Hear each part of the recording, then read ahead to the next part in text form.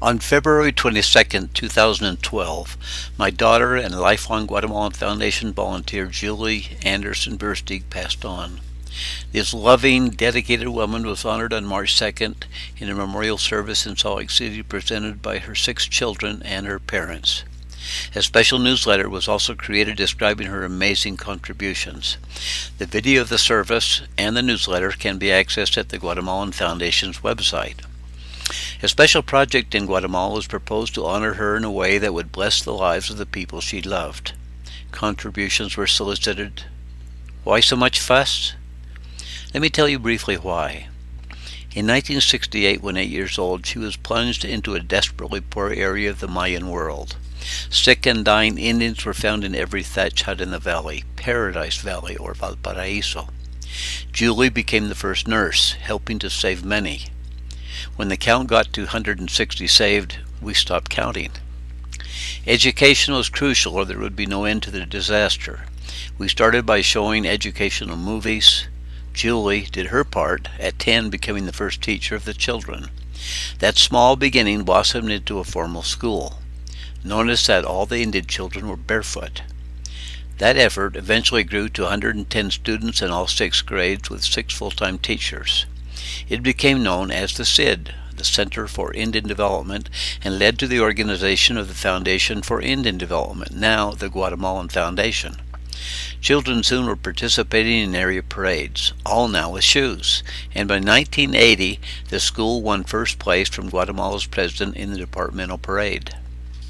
But in 1981, the guerrilla war invaded the area, forcing the closure of the school and center. To provide continued education for the area's children, 2 acres of land were donated to the government for a school. The foundation donated the materials, the people provided the labor, and a school was built. It was inaugurated in 1982 with the Army armed with Israeli automatic weapons guarding the perimeter against guerrilla attack. Government dignitaries presided and received the school. Music was provided by the country's national musical instrument, the marimba. A marble plaque was installed giving credit for the effort. It was all part of the Valparaiso community established at the same time, where Indians were the first in the area to own their own land and homes. Soon the foundation helped provide new classrooms with a temporary metal building, then replaced it a year later with a permanent building. The school grew to 200 and then 300 students, and then the foundation helped with another large 3-classroom building. By the turn of the century, the foundation began providing all the rural school children in the area with school supplies to begin each new school year. By 2010, there were 400 students in need of another expansion. Federico Bellis, the foundation's director in the area, helped them incredibly create a junior high school using the same buildings in the afternoons, with 80 students that came from the 8 villages surrounding the area. All of this came from 0 students in 1968 to Julie's first 6 in 1969 and on to 480 students in the 9 grades by 2012. Can you not see why she deserves something special that will bear her name and also bless the people? The project will be a needed new 6th grade classroom similar to the one we are seeing, where the children will become better prepared to continue their education in their own junior high school.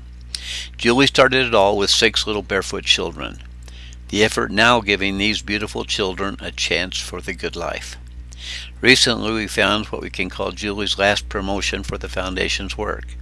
In referring to videos, photo essays, and newsletters describing the Foundation's work, she said, "Wow, what emotions reading these accounts have stirred up in me. Thanks to you guys that wrote about your experiences. I want to add my plea for help for these deserving people. The Foundation is not just providing a temporary band-aid for the people of Guatemala, but teaching them how to fish so they can become self-sufficient. This will completely change the lives of generations to come. Any small amount helps much more than we can realize." We've told you an amazing story of a young woman, Julie Anderson Verstig, we call the first volunteer. We suggest you remember her by helping us do a good work among the people she loved and loves still.